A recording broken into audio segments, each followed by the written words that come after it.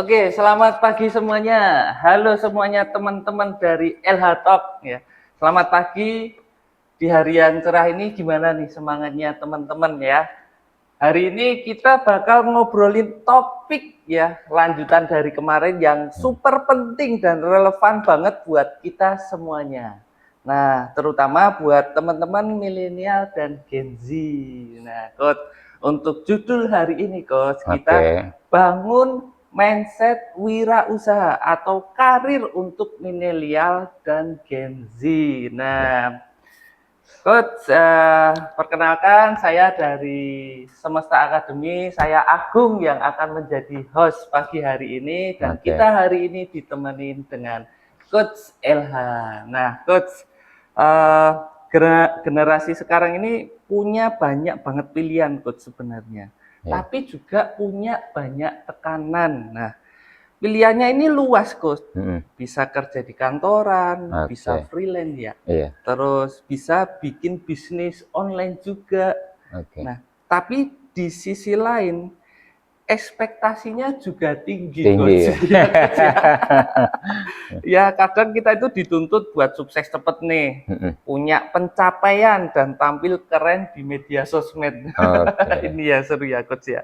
Tapi seringkali juga kita itu bingung mulai dari mana, Coach. mhm, Nah, bagaimana menurut Coach ini dalam hal-hal ini, Coach? Nah, terus ada beberapa pertanyaan nih, Coach, yang dari sosmed nih, Coach. Di iya, dunia karir, iya, kerja keras itu penting, Coach, iya, tapi burnout. betul. Nah, menurut Coach, batasan kerja keras yang sehat di era sekarang yang banyak tuntutan itu seperti apa, Coach? Oke, sip. Sebelumnya teman-teman semua semangat pagi ya. Salam sehat keuangan, karir ceria, masa depan cerah. Ketika kita bicara tentang karir ya, tentang masa depan, tentang kerja keras. Nah, ini kan sebenarnya batasannya itu dalam lingkup yang bisa kita takar lah kalau bahasanya ya.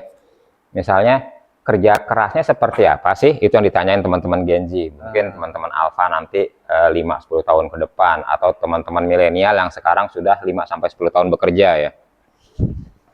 Kerja keras itu apa? Ya kerja ketika dia sesuai dengan peraturan organisasi tempat dia bekerja. Nah, itu baik, kerja Coach. keras. Kalau ternyata dia lebih waktu ketika orang lain kerja 8 jam, dia 10 jam. Orang mungkin menyebutnya dia sebagai apa namanya workaholic ya, orang yang senang bekerja. Tapi di era sejak awal 2000, 2010 sampai sekarang, orang kan bicara kerja cerdas, kerja tuntas, kerja ikhlas ya. Jadi teman-teman Gen Z, teman-teman Alpha dan milenial, ada tuh kerja cerdas, kerja tuntas, kerja ikhlas. Maksudnya apa?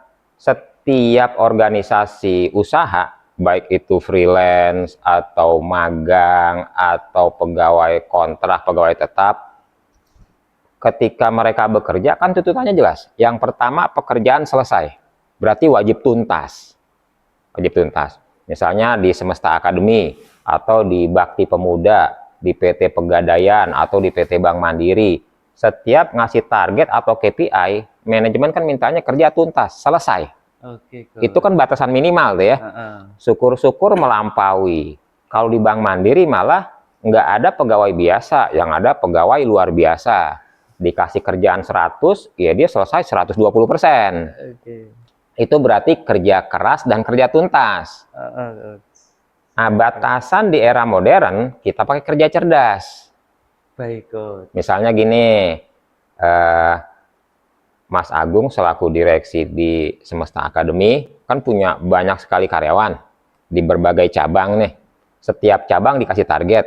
Kalau targetnya tercapai, kan kita senang tuh. Berarti Iya. tuntas. Oke. Ya. Tapi ternyata dari waktu sebulan yang ditarget selesai setengah bulan. Ah, Oke. berarti dia kerja cerdas. Baik. Gitu.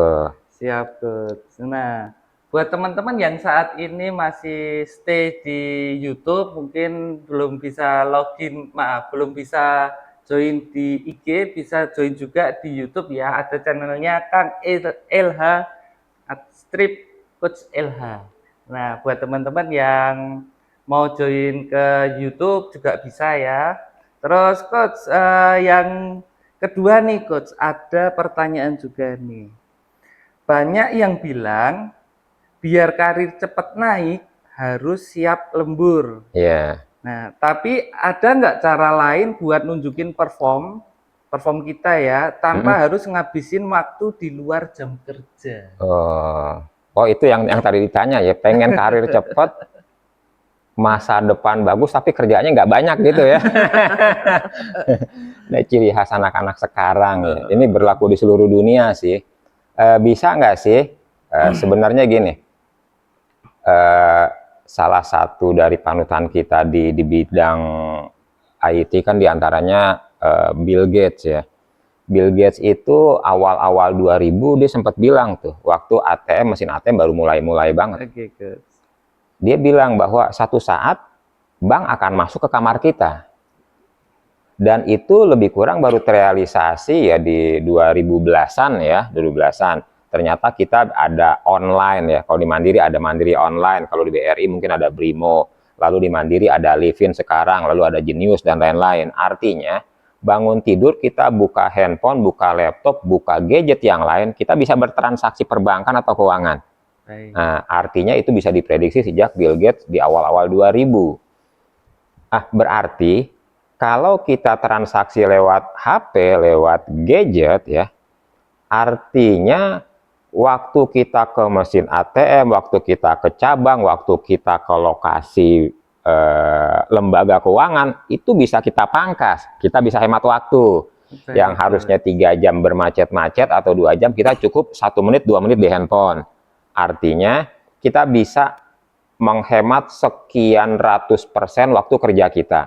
Perlu lembur nggak? Kalau setiap pekerjaan bisa kita alokasikan dengan sistem, dengan waktu, dengan tools, dengan aplikasi, mereka yang bekerja, kita yang memonitor, maka rasanya sih lembur atau nggak lembur bisa disesuaikan. Baik. Bisa disesuaikan. Baik, Coach. Karena itu kan budaya kerja ya. Gitu. Nah, buat teman-teman yang mau kirim pertanyaan, silahkan tulis di kolom komentar ya. Dan kita hari ini selain ngobrol, kita juga bagi-bagi door prize ya. Buat teman-teman yang bisa memberikan pertanyaan terbaik hari ini. Kita ada 5 door prize ya, ada t-shirt ya, per ini. Nah, kita bagi-bagi ya, gitu. Nah, buat teman-teman yang punya pertanyaan, silahkan. Kita tunggu ya pertanyaannya. Oke, Coach, kita lanjut, Coach. Jadi emang complicated nih, Coach. Banyak banget pertanyaannya nih. Dan ini menarik nih ya. Mungkin dari teman-teman lain kita tunggu juga ya. Coach, dalam berkarir kadang banyak tekanan dan ekspektasi yang tinggi dari berbagai pihak, Coach. Iya. Nah, gimana caranya kita untuk menghadapi tekanan tersebut, Coach? Dan tetap fokus berkarir. Nah, menarik nih. Kita berkarir under pressure dari kiri kanan ya. Biasanya kan waktu kita rekrut, si interviewer kan nanya ya, bisa nggak bekerja di bawah tekanan ya? Artinya memang di awal tuh udah di state karena ketika teman-teman Gen Z, teman-teman Alpha, bahkan generasi milenial dan X, sebelum dia masuk kerja kan pasti ditanya tuh. Artinya ketika bekerja pasti ada tekanan. Kenapa ditanya? Kan awalnya dia dunia kampus, dunia sekolah, akademisi yang biasa ngerjain tugas, selesai lalu pulang. Tapi di dunia kerja kan nggak bisa begitu. Dia bekerja, selesai, nggak bisa langsung pulang, ditanya benar apa enggak. Kalau setelah benar ada implikasinya nggak buat nasabah, buat keuangan, atau buat pihak yang bekerja setelah pekerjaan kita selesai. Itu kan ada implikasinya, makanya ditanya. Setelah ditanya semua selesai, clear, atau kalau bahasa di perbankan namanya comply ya, secara risk oke, maka baru dia boleh pulang. Oke, makanya itu sebenarnya bukan tekanan sih, alamiah dan normal. Hanya karena sebelumnya dia di dunia kampus atau dunia akademisi atau dunia sekolah, pas masuk dunia kerja perlu ditanya karena ada perubahan. Baik. Nah, jadi seperti itu. Bagaimana cara kita untuk merepresentasikan supaya enggak under pressure? Nah, kan dalam satu hari itu 8 sampai 10 jam waktu kerja. Kalau memang ada budaya kerja di perusahaan tertentu yang mengharuskan lembur, misalnya security, cleaning service, OB, kan sebagian besar mereka lembur. Driver atau keahlian-keahlian tertentu yang mengharuskan dia lembur, kayak IT kan 24 jam. Maka apa yang dilakukan? Yang pertama harus ada life balance. Ketika dia bekerja, maka harus ada healing-healing tuh. Healing-healing. Nah, kemarin teman-teman di Bank Mandiri tuh, di Mandirian ya, salam LH Talk teman-teman di Mandirian, mereka after work hours tuh jam 6:30 mereka ke GBK bareng-bareng satu unit lari. Ada yang lari beneran, ada yang larinya ke pecel lele, ada yang larinya ke batagor, tapi larinya bareng. Lalu selfie-selfie, hahaha, ketawa-ketawa, dan itu sah. Kenapa? Karena pekerjaan selesai. Baik. Artinya under pressure-nya terlepaskan. Gitu. Gitu ya. Iya. Ada juga teman-teman yang selepas kerja dia mancing bareng. Beban kerja bisa dilepaskan.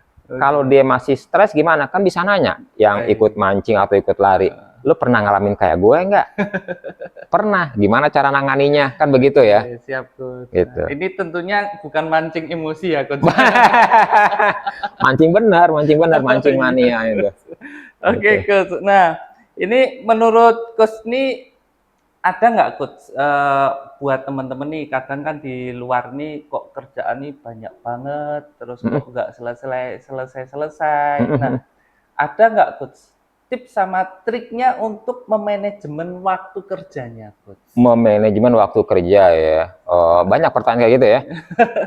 Oke, teman-teman LH Talk, sebelum saya jawab nih, ternyata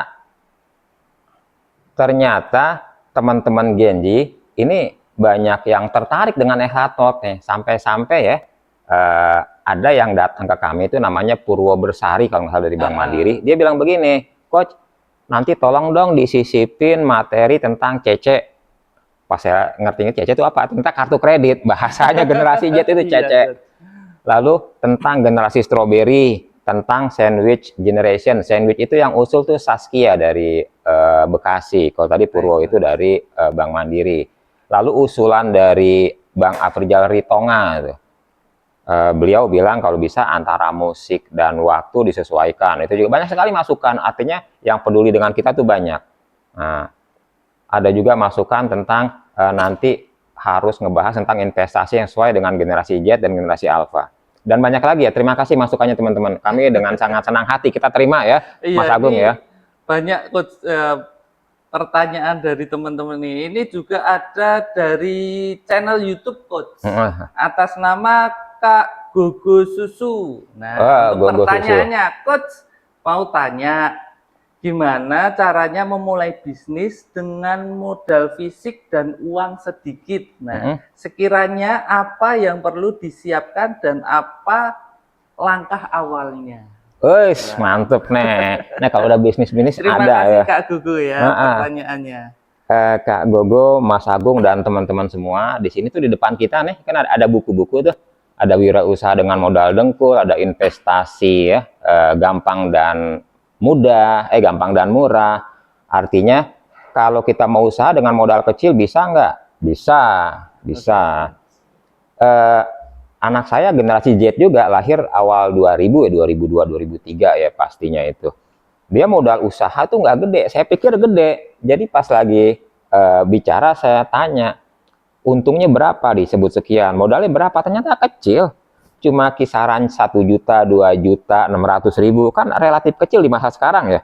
Ya kita makan paket telur aja 23.000 kan, berarti kecil tuh segitu. Terus saya tanya, usahanya apa? Kata anak saya merchandise. Loh, kenapa mirip merchandise? Cerita tuh diantaranya perusahaan banyak butuh untuk lebaran, untuk hampers di Ramadan, untuk hadiah-hadiah atau hiasan-hiasan souvenir waktu tahun baru, Nataru, atau waktu sekolah. Nah, itu dia. Yang pertama, petain dulu peluangnya di sekitar kita. Baik, Coach. Misalkan di tempat Mas Agung, di tempatnya Mas Faisal, di sekitaran sini, oh ternyata banyak orang yang kesulitan buang sampah karena lokasinya susah. Ah, ini kan peluang. Siap, Coach. Bisa koordinir untuk pembuangan sampah bersama. Modalnya sebesar apa? Ya sebesar wadah yang kita siapkan dan transportasi kita untuk lari ke TPA, tempat pembuangan akhir. Itu diantara peluang-peluangnya. Atau lihat aja di sekitaran kita, kalau banyak karyawan yang pulang malam, pergi pagi, pasti dia butuh makanan karena nggak masak, Oke, butuh laundry karena dia nggak sempat nyuci kan. Nah, jadi seperti itu aja. Itu bisa dicari, modalnya nggak besar kok ya. Oke, berikut jawaban dari Coach LH ya Kak Gogo Susu. Pak Gogo Susu ya, makasih Pak Gogo Semoga Susu. bisa membantu. Nah, Coach, lanjut lagi Coach.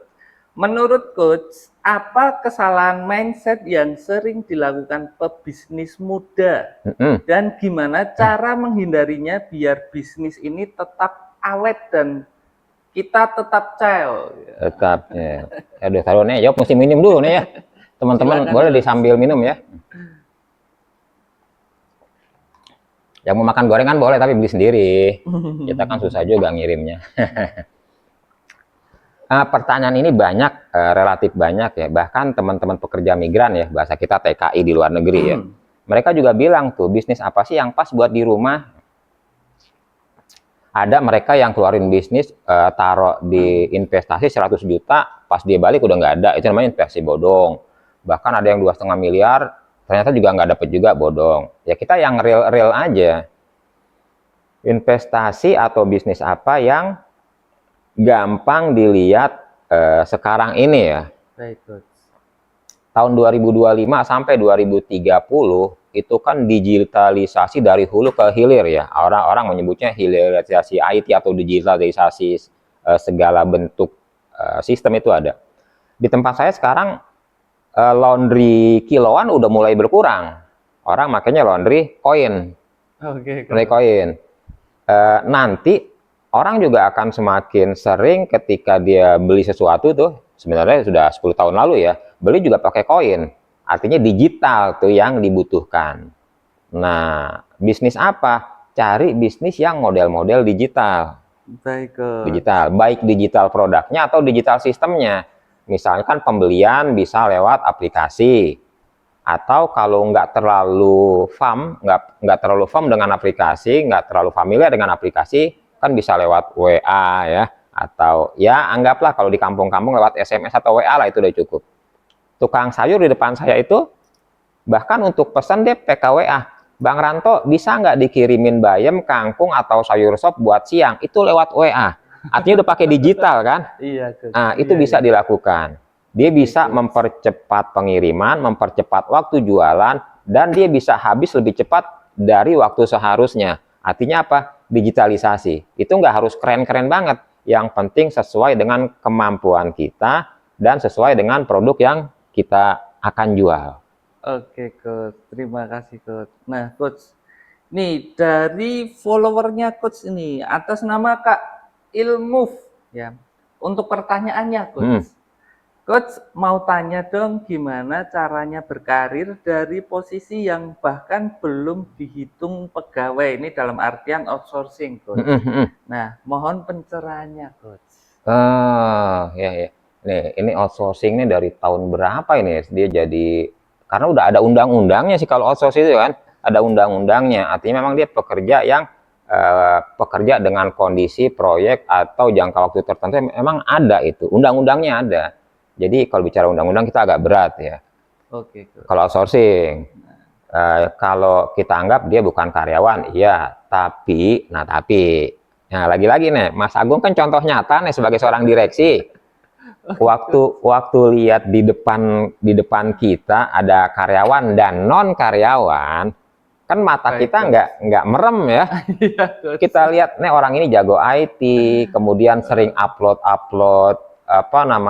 kondisi konten tertentu, baik yang mendukung usaha atau mendukung karir dia. Kita bisa lihat kayaknya bagus. Tertarik nggak, Mas Agung? Tertarik, Coach. Tertarik ya? Tertarik, Coach. Nah, ketertarikan itu kan salah satu upaya kita untuk meningkatkan karir. Baik, Coach. Gitu. Jadi kalau kira-kira, kayaknya agak susah nih lewat jalur karyawan. Kenapa? Karena dia di outsource. Ya coba aja. Kalau di tempat kami itu, dia outsource, dia TAD bahasanya, tenaga ahli daya.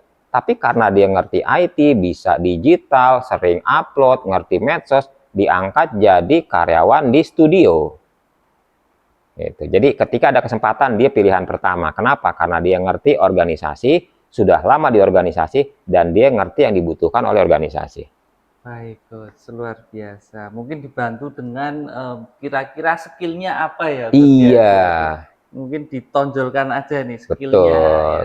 Tunjukin bahwa kalau kakak ini kompeten di hal itu, di bidang itu Betul. ya.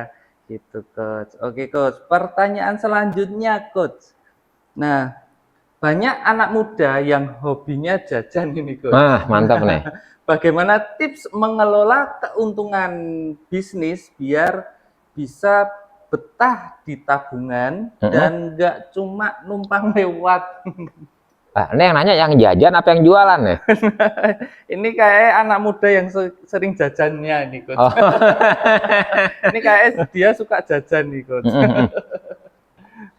Jajan itu ya alami, manusiawi ya, setiap orang. Saya juga Iya. suka jajan. Jajan apa yang kita suka sesuai dengan selera kita ya.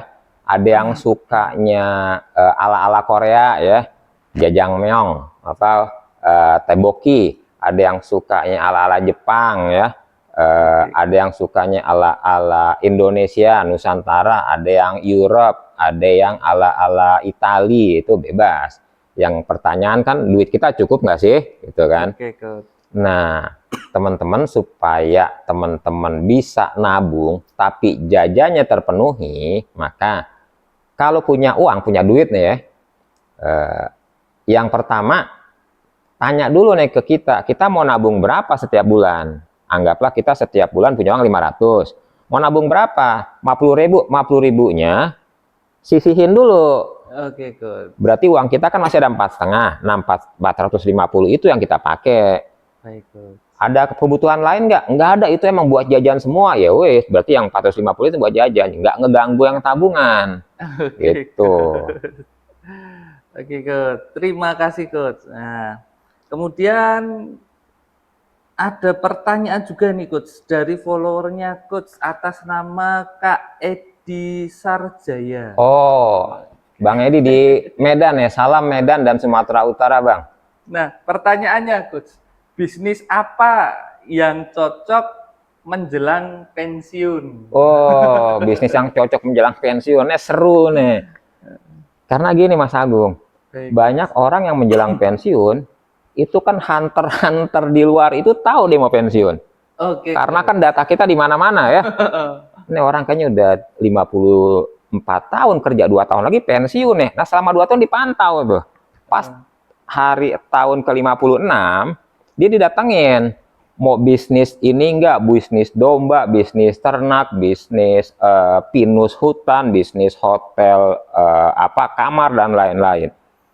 Kalau yang terdaftar nggak apa-apa, kalau yang legal nggak apa-apa. Kan banyak juga yang oknum-oknum yang menumpang itu kan. Iya. Akhirnya uang pensiun ditaro, teman saya ada yang begitu. Uang pensiun ditaro, misalnya sekian lah, diantaranya 600 juta, nggak balik-balik. Nggak balik-balik. Nah, bisnis apa yang menjelang pensiun? Bisnis yang pertama, orang yang mau pensiun itu kan yang butuh sebenarnya pengakuan dan kegiatan. Baik. Kalau dia diakui dan dia punya kegiatan, maka tempat nongki-nongkinya anak pensiun itu bisa kita ubah. Karena mayoritas orang pensiun yang tidak berkegiatan dan tidak diakui, itu tempat nongkinya itu klinik, puskesmas, dokter keluarga di situ ya, pengguna BPJS. Kenapa? Karena ya sumpek lah, dia di kamar, di rumah terus. Dia harus berkegiatan karena setiap hari 8 jam kerja, tiba-tiba 0 jam kerja. Oke, Jadi iya, Coach. bisnisnya adalah 1 yang berkegiatan, 2 yang berpengakuan tuh. Bang Edi sukanya apa? Suka mancing. Nah, kira-kira di pemancingan ada nggak yang dijadiin bisnis? Misalkan teh manisnya master chef-nya Mas Agung nih kan. Taruh aja di situ. Jadi kalaupun kita nunggu nih yang beli 1 atau 2, kita senang karena hobi kita mancing. Oke, Coach. Waktu kita 8 jam ada di luar, kan berkegiatan dan pengakuannya ada. Ya, segelas 2 gelas teh manis yang kejual itu penghasilan yang bisa kita jadikan batu loncatan, nanti akan berkembang. Kalau teman-teman yang mau pensiun ternyata sukanya runner, lari atau goes, ya kita juga bisa bisnis di sana kan. Kalau goes itu dia butuh jari-jari, butuh apa namanya gear, butuh yang itu banyak juga tuh. Nggak harus yang mahal-mahal, yang KW-KW sepanjang legal dan nggak menyalahi aturan pemerintah itu kan boleh. Topi-topi gitu kan, itu bisa. Dia bisa berbisnis sambil menyalurkan hobi. Berkegiatan, berpengakuan, uangnya bisa ada. Ya kecil-kecil sementara boleh lah. Siap, Coach. Nah, terima kasih, Coach, untuk jawabannya. Begitu, Kak Edi Sarjaya, Ya, jawaban dari Bang Coach Edi, ya. salam Bang Makasih Edi. banget untuk pertanyaannya. Kemudian kita lanjut, Coach, untuk pertanyaan berikutnya. Tip dan trik biar nyelesain kerjaan dengan efektif di jam kerja. Nah, biar nggak perlu buka laptop di jam-jam istirahat. Ini benar-benar sekali. Mas Agung pasti ngerasain lah ya. Teman-temannya di balik layar juga pasti ngerasain ya, Bang Faisal dan teman-temannya. Semenjak COVID itu kan 2 minggu kita di camp dan nggak kemana-mana. Tapi minggu ketiga kan kita mulai kerja tuh, secara digital, secara online. Awalnya kita berharap ketika kerja online itu nyaman, tenang awalnya. Ternyata dengan online waktu kerja kita lebih panjang. Kalau biasanya meeting pakai ruangan jam setengah 5 selesai misalnya, atau bagi yang biasa jam kerja sampai jam 6 selesai, setelah ada online, jam setengah 7, jam 8, setengah 9 malam, jam 12 malam masih bisa meeting kan? Berarti waktu kerja semakin panjang. Itu kan dulu. Nah, bagi teman-teman bisa menggunakan metode itu untuk mengefektifkan pekerjaan, time management. Jadi ada dari keluarga saya juga, itu dari saudara saya juga, dia bilang mau ditempatin di daerah. Daerah itu remote-nya jauh-jauh tuh. Dari satu tempat ke cabang-cabang itu bisa sejam, 2 jam, sejam, 2 jam.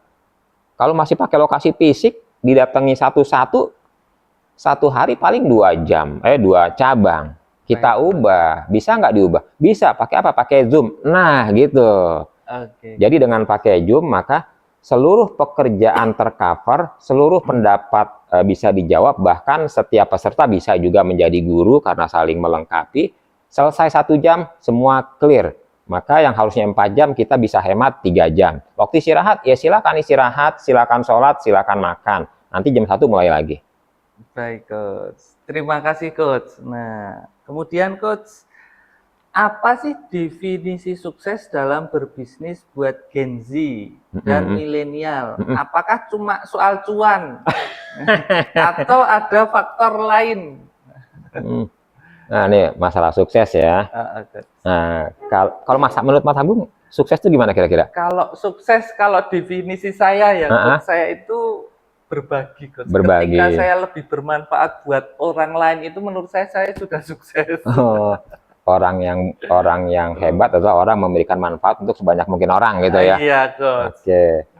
Nah, berarti kan itu sukses versinya Mas Agung. Baik, Coach. Kalau Mas Agung misalkan dapat dalam sebulan misalnya 50 juta dan 45 juta bisa dibagikan ke saudara, keluarga, tetangga, fakir miskin di lingkungan keluarga ataupun fakir miskin di luar lingkungan keluarga. Karena kan berbagi yang paling hebat itu berbagi ke lingkungan terdekat ya. Iya, Coach. Nah, kalau gitu berarti Mas Agung udah sukses tuh.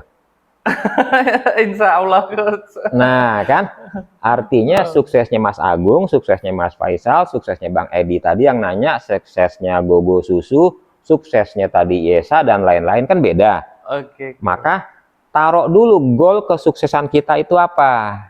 Oke. Misalkan goal sukses saya adalah cuan, ya tulis cuannya berapa.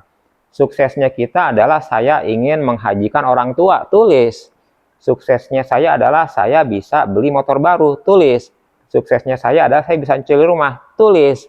Nah, ketika ditulis, upayakan pakai langkah yang paling bagus untuk capai goal itu. Kalau sudah tercapai, ya sukseslah kita. Oke, Coach. Oke, berarti Coach ini sukses itu definisinya sebenarnya kembali ke pribadinya masing-masing ya, Coach. Betul. Ya. Mungkin kalau teman-teman pengen sukses nih, aku pengen punya kafe sendiri. Iya. Nah, mungkin dalam berapa tahun nih pengen punya kafe ya, Coach ya. Betul. Nah, terus mungkin misalkan 5 tahun pengen punya kafe. Nah, mungkin buat teman-teman nanti dalam jangka 5 tahun ini diplanningkan ya, Coach. Iya, Tahun ini mungkin punya apa, betul, harus ngapain gitu betul, ya, Coach ya. betul, setuju Oke. sekali. Nah, sekalian tuh, ada di daerah Palembang, Mesuji ya, dari Palembang itu masih sekitar 3 sampai 6 jam, saya lupa. Itu ada menti saya. Jadi saya Baik, Coach. mementoring orang yang baru lulus SMA atau Oke, bahkan Coach. D3. Itu dia pengen menjadi S1 dan pengen berkarir sukses. Dan kita kasih tahu goalnya apa? Goalnya saya pengen jadi karyawan tetap. Taruh dulu, nanti per langkahnya itu kita pandu. Alhamdulillah, kemarin itu dia sudah S1, jadi karyawan terbaik di areanya dia, ya.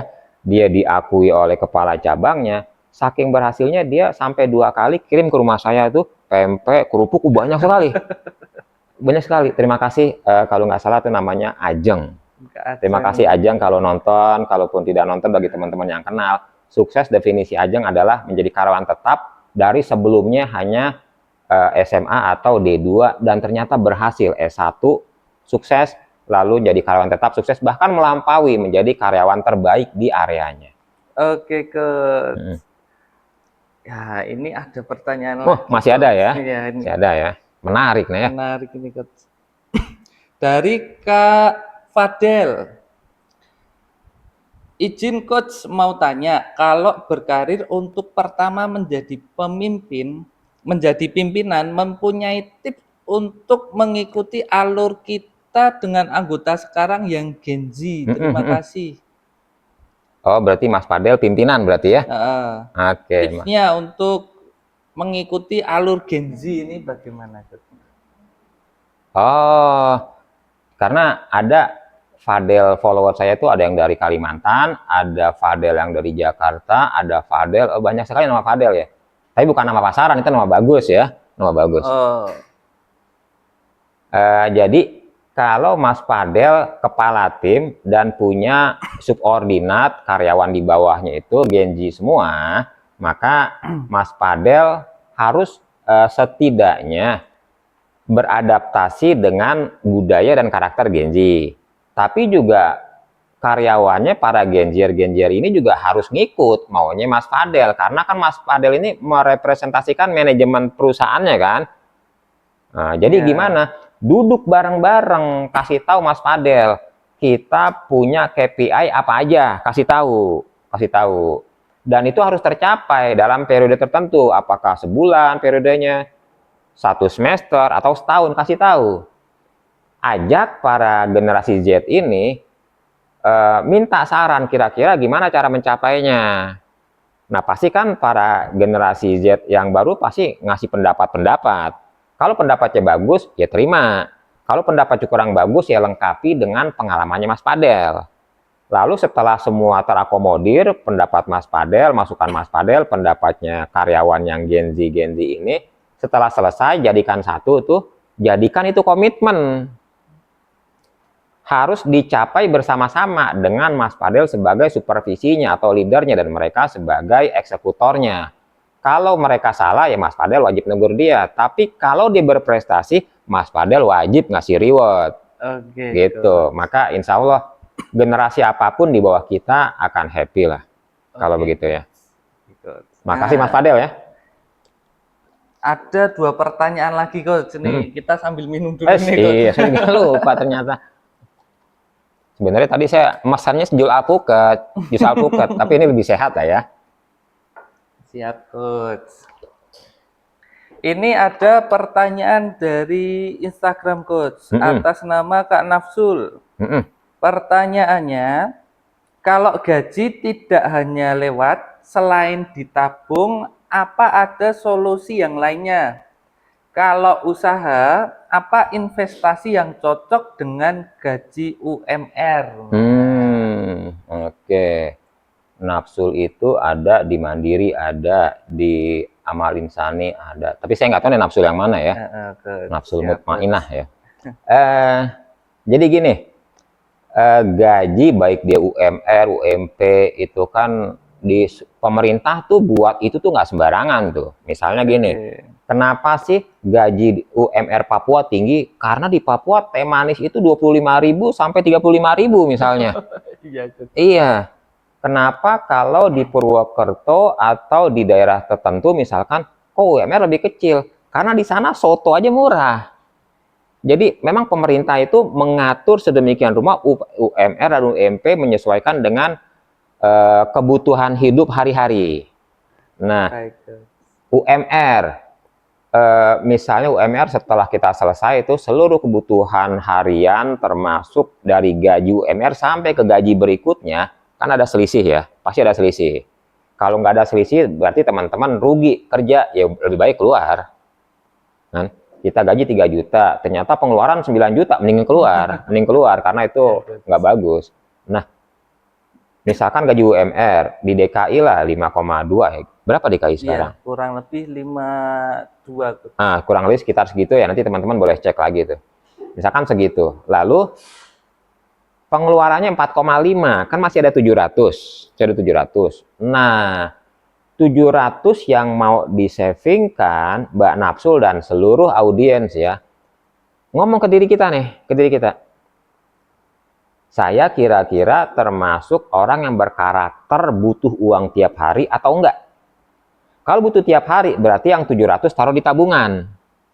Jadi nanti dia butuh sesuatu untuk kebutuhan hariannya bisa gampang ambil. Tapi kalau dia bilang, Mbak Napsul dan teman-teman lain, enggak lah, itu udah tinggal buat nabung aja. Nah, taruhnya di deposito atau di reksadana atau dimanapun yang kemungkinan ngambilnya lebih kecil supaya dia berkembang. Baik, Coach. Tapi kalau dia bilang, saya itu uang lebih, saya anggap uang mati. Nah, kalau bisa taruh di saham, pengembangannya lebih tinggi. Kalau bisa emas, tabung di emas. Sekarang kan ada bullion bank tuh, ada Bank Syariah Mandiri, ada Pegadaian ya. Taruh aja di situ. Nanti dia akan menggulung-gulung terus, jangan dilihat-lihat kalau itu uang mati atau idle money. Begitu Mbak Napsul, begitu Mas Agung. Baik, Coach. Terima kasih ya. Begitu ya, Kak Napsul. Kemudian ada pertanyaan lagi nih, Coach, dari Kak Napsul nih. Cara menghadapi anak-anak yang suka ngambekan saat dikasih pekerjaan banyak. Waduh, keren nih. Ini kalau bahasanya orang dulu tuh itu ambekan namanya, orang yang ambekan. Kalau bahasa milenial itu baper. Baper. Kalau bahasa Genji atau Alpha tuh berdarah. Cara. Jadi kesenggol darah, kesenggol darah. Kalau di Solo, Coach, bahasanya mutungan, Coach. Ah, mutungan. Mutungan. Dikasih kerjaan ngambek, kasih kerjaan bubar. Ah, gini. Kasih tahu ke dia ya. Memang awal direkrut sih ya. Waktu dia masuk dia bilang mau kerja atau enggak, mau. Dia harus menyesuaikan dengan lokasi kerja, kondisi kerja dan pekerjaannya. Mau nggak bekerja di under pressure? Mau, berarti harus siap. Itu komitmennya harus tertulis kan. Nah, dikasih pekerjaan yang banyak. Makna banyak itu tanyakan tuh, itu sesuai nggak dengan job desk-nya? Kalau sesuai, maka dia nggak punya hak untuk ngeluh. Nggak boleh baper, nggak boleh berdarah. Itu pekerjaannya. Tapi kalau ternyata itu pekerjaan udah lewat, karena pekerjaannya 10, dikasih 12. Kok ada tambahan 2? Tanyain juga, tambahan 2 itu untuk apa? Kalau Mbak Napsul bilang, saya sedang mengkader orang ini supaya kalau ada posisi atau ketika saya pindah, dia siap. Maka si karyawan itu wajib terima kasih karena diperhatikan. Atau yang 2 tambahan, karena proyek tertentu. Misalkan di tempatnya Mas Agung, tempat Mas Faisal, tempat saya ada proyek-proyek yang besar nih, kan tambahan kerjaan banyak. Ya kita dapat limpahan pekerjaan, wajar dong, gitu. Tapi kalau nggak ada proyek, nggak ada kaderisasi, nggak ada hal-hal lain, terus kita kasih kerjaan yang lebih, harusnya 10 kita tambah jadi 13. Nah, 3-nya itu apa? Harus dikasih tahu. Ini saya nitip. Nah, kalau nitip, ya Mbak Napsul juga harus kasih reward dong. Kan itu di luar job desk-nya dia. Gitu. Baik, Coach. Nah, terima kasih, Coach, untuk jawabannya. Ada pertanyaan lagi, Coach. Wah, seru ya ini ya. Dari Instagram, Coach. Atas nama Kak Iyo Fonta. Oh, Fonta. Fonta tuh dari Perbanas ya? Fonta, dari BUMN atau mana? Oke, Fonta. Selamat pagi, Fonta. Pertanyaannya, Coach. Bagaimana memilih prioritas antara mengejar karir dan atau merintis bisnis? Nah, pertanyaannya itu, Coach. Mungkin caranya ini mau memilih karir atau bisnis ini coach yang dimaksud. Oke, mau karir atau bisnis, ya sip. Emang berat ya, berat sih emang. Sebelumnya tuh ada banyak sekali buku berseliweran tuh. Jangan mau jadi orang gajian, berarti karyawan itu katanya nggak bisa kaya. Atau jangan bergantung pada tanggal, maksudnya ASN, PNS, karyawan BUMN, dan karyawan swasta yang cuma nunggu tanggal tertentu buat gajian. Tapi begini, kalau jadi karyawan, kan nyaman ya. Nyaman lah. Dia tidur, free rider, sepanjang nggak neko-neko, nggak fraud, nggak kriminal, kan pasti dapat duit gaji. Lalu kalau dia sakit, sepanjang sakitnya itu normal-normal aja, dia bisa reimburse atau bisa diasuransikan. Baik. Setiap hari raya ada THR. Setiap tahun ada uang cuti, kan nyaman banget. Nyaman. Cuma ya segitu-segitu aja. Kalau jadi pebisnis, dia bisa ngatur, duit bisa besar, bisa kecil, tergantung usaha. Nah, kalau mana yang terbaik? Yang terbaik adalah kita, saya, Mas Agung, dan semua orang yang ada, yang hadir sekarang nih, atau nanti yang tapping, terbiasa berbisnis nggak? Ada orang yang pengen mulai bisnis dari tahun, dari zaman Nabi Ibrahim, zaman Belanda, sampai sekarang baru niat-niat doang. Berarti dia bukan pebisnis. Ya, Niatnya hebat, eksekusinya enggak. Berarti jangan berbisnis dulu deh sebelum dibekelin. Kalau Mbak Fonta suka berbisnis, maka satu, kalau ke kantor bawa bekal, bekalnya jangan cuma satu, bekalnya 3. Yang 2, tawarin ke teman kantor. Oke, coach. Kalau Mbak Fonta ke kantor bawa motor atau bawa mobil, jangan cuma bawa sendiri. Ada 9 atau 8 jok mobil atau 2 jok motor tuh, tawarin temen, tapi jangan gratis.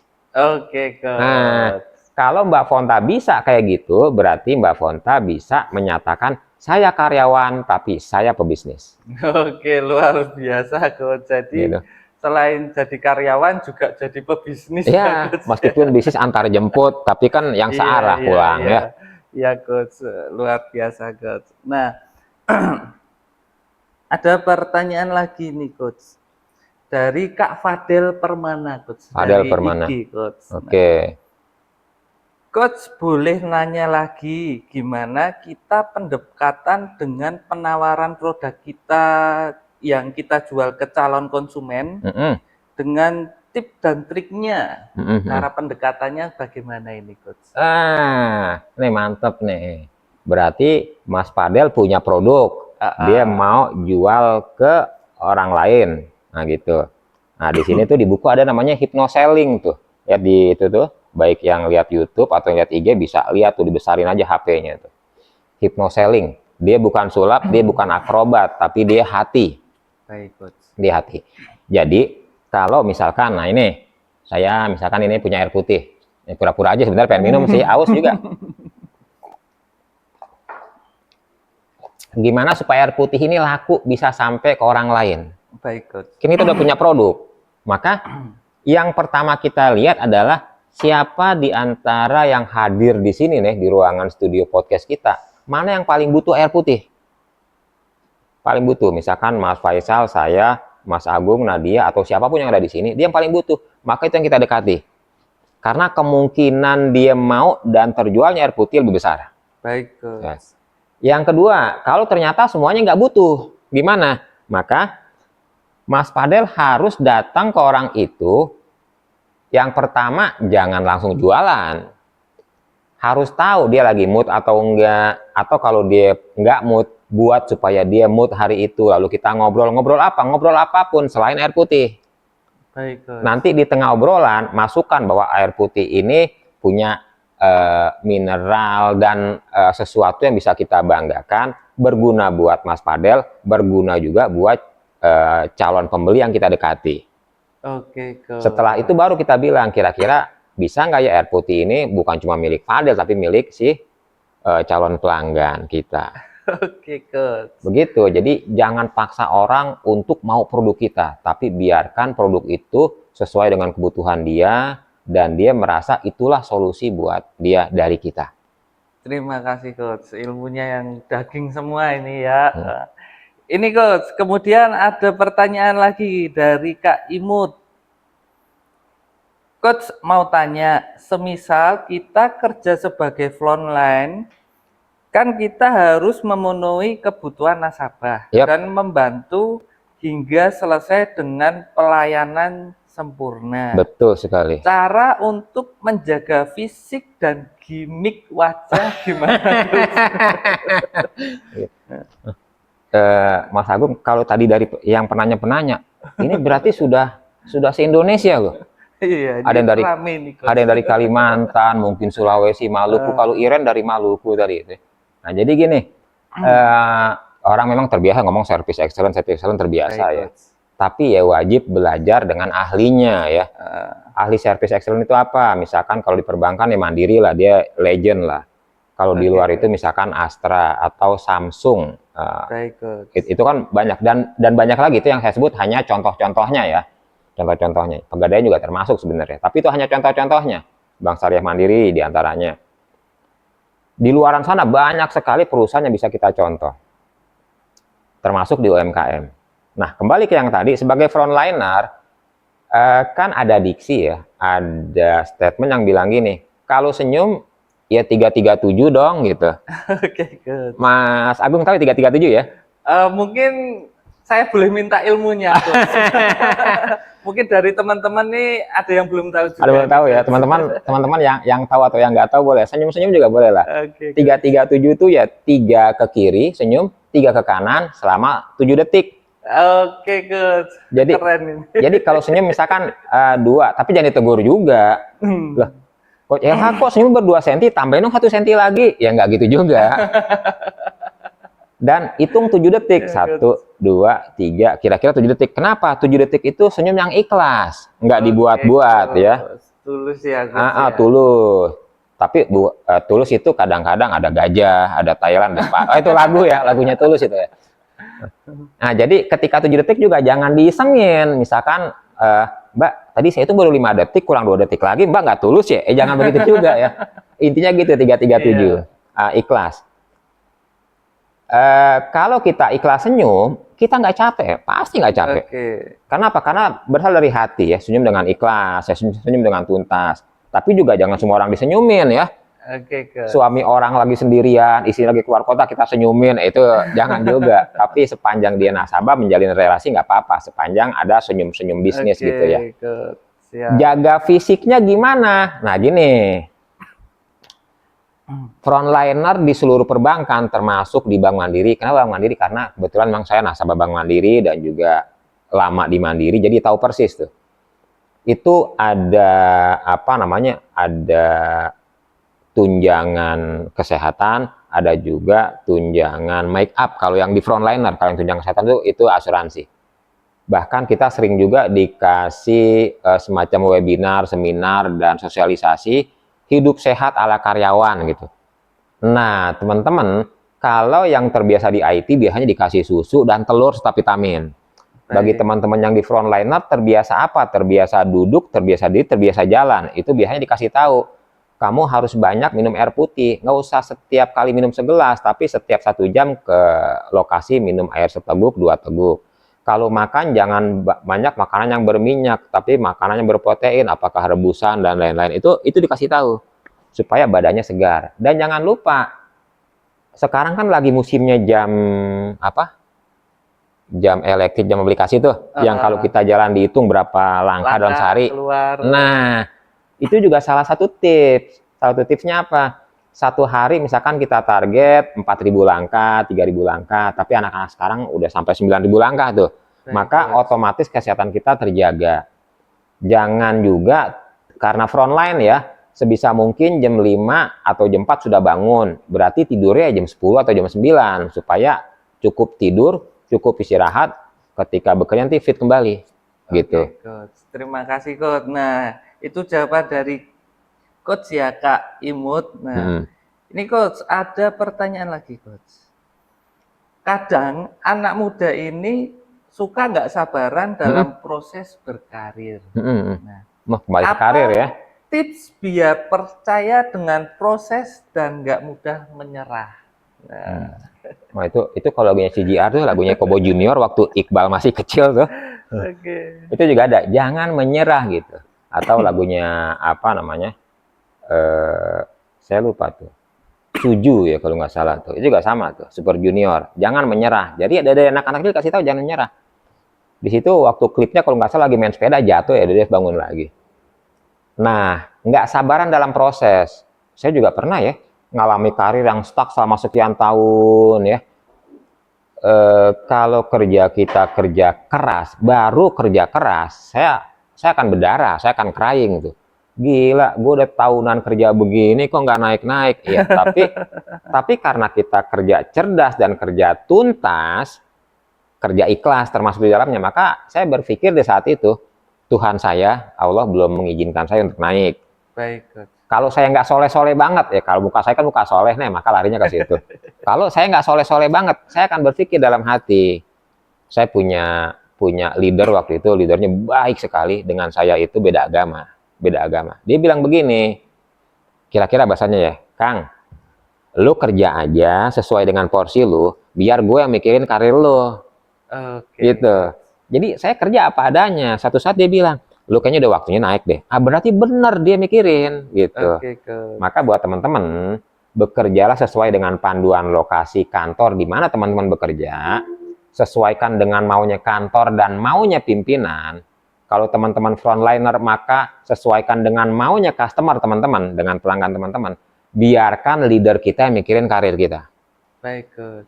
Kalau teman-teman punya job desk bahwa karir itu akan naik per 3 tahun, per 4 tahun, maka ketika waktunya tanya aja ke leadernya, Pak, saya udah 4 tahun, Pak, saya kapan naik karir?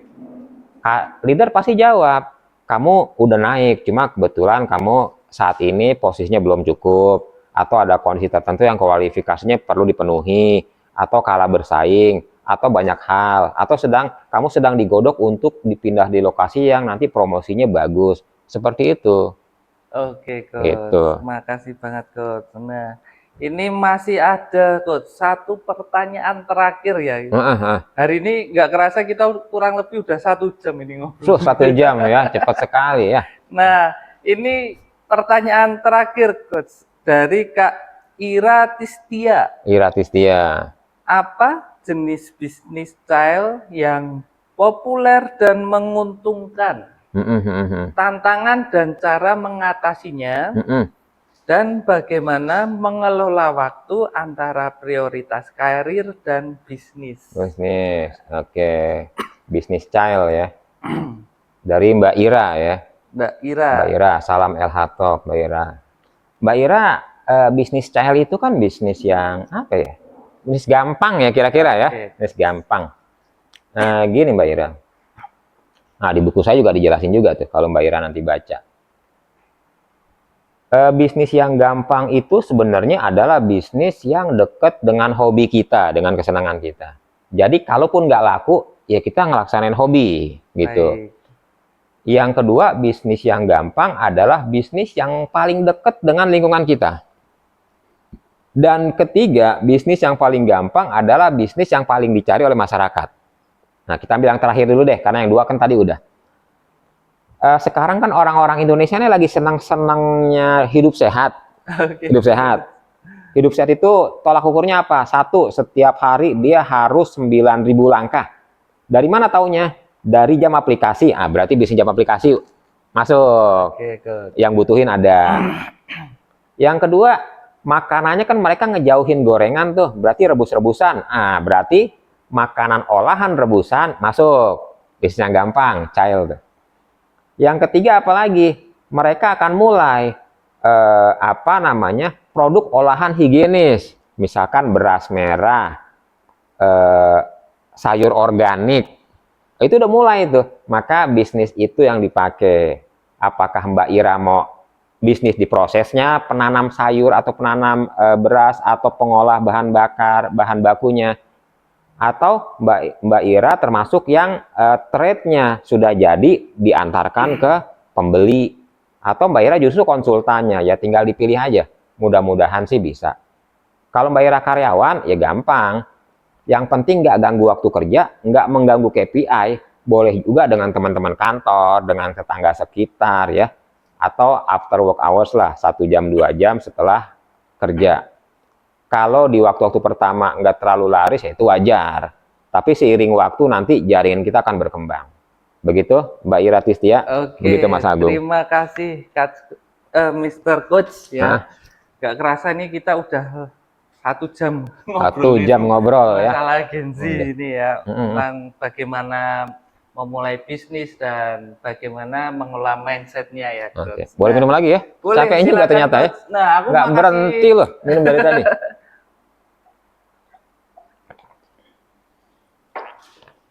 Makasih banget buat teman-teman yang masih stay dari awal sampai sekarang ya. Aku mau umumin buat teman-teman tadi yang udah ngasih pertanyaan ke Oke. kita ya. Mm-mm. Pertanyaan yang benar-benar menarik ya. Mm-mm. Untuk door prize-nya, Mm-mm. buat pemenangnya yang pertama ada Kak Tria dari Pasar Minggu, kemudian Tria nomor dari 2 Pasar ada Minggu. Kak Fadel Permana, kemudian ada Kak Lavonta, kemudian nomor 4 ada Pak Edi Sarjaya, Edi Sarjaya. dan terakhir nomor 5 ada Kak Imuf 12. Nah, Wah, itu tersebar tuh ya. Ada dari Jakarta, Kalimantan, Sumatera. Wah, lengkap itu. Iya, Oh. banyak ternyata Coach ini ya. Oke, besok mungkin kita bisa ketemu lagi ya di acara Yang podcast sama ya. bareng di sini di LH Talk. Nah, Oh iya, LH Talk waktu kemarin juga selain yang tadi hadiahnya apa? Kaos atau buku? kaos. Kaos ya. Iya. Kemarin yang dapat hadiah buku itu yang dari LH Talk, baik LH Talk Kuis itu satu Yesa dari Pekanbaru dapat 2 buku. Kemudian ada Bemayu Hakim dari Dumai. Oke, Dumai Coach. dari Mandiri Dumai kalau nggak salah. Yesa juga dari Pekanbaru. Lalu ada Reti dari Tamrin Jakarta, Oke, Coach. dapat 2 buku. Lalu ada Rani dari Jatinegara, Oke, Jakarta. Coach. Tadi Dumai, Pekanbaru, Jakarta. Lalu ada juga yang dari Bandung, ada yang dari Depok, Baik, Coach. dan beberapa yang lain ya. Wah, luar biasa. Jadi teman-teman LH Talk yang tadi Mas Agung ini direksi loh. Mas Agung ini direksi dari Siap. Semesta Akademi. Ini direksi beliau. Jadi tampilan begini, tampilan direksi. Yang tadi diumumkan itu kita sudah banyak memberikan hadiah, baik yang talk Coach. langsung atau yang podcast ya. Jadi teman-teman emang jangan ragu ya. Iya, Coach. Jadi nanti untuk pemenang ini kita bonusin, Coach. Kita kasih bukunya juga, Coach. Oh gitu, ada bukunya ya? Oke, Wah. ada, Coach. Kita kasih bukunya juga, jadi nggak cuma dapat t-shirt ya, Coach. Kita kasih buku juga, dan kita kirim ke alamatnya masing-masing. Jadi nanti teman-teman yang dapat hadiah, nanti akan kita hubungi untuk kita minta alamatnya ya. Oke. Gitu. Nah, mungkin dari teman-teman penasaran dengan next podcast kita ya di LH Talk selanjutnya. Nah, kita tunggu podcastnya ya. Selanjutnya nanti buat teman-teman boleh bantu share, like, komen ya, subscribe juga boleh banget agar kita semakin semangat untuk berkarya, Coach. Nah, akhir kata saya Agung dari Semesta Akademi ngucapin makasih banget buat teman-teman yang udah stay dari awal acara sampai selesai sekarang ini. Aku ucapin makasih, semoga kita semuanya diberikan kelancaran dan kemudahan dalam menjemput rezeki. Dan juga diberikan kesehatan untuk terus berkarya. Iya. Amin. Makasih, Coach. Iya, hari saya ini juga biasa, ngucapin makasih dengan Mas Purwo, dengan Bang Afrizal Ritonga, dengan Yesa, dengan banyak orang yang sudah memberikan masukan ke kita, yang sudah juga ngasih tip buat tema-tema berikutnya buat Saskia, Erna, Dea, Reja. Makasih banget ya. Salam LH Talk. Oke, Coach. Makasih, Coach. Luar biasa ini, Coach. Monggo, Coach.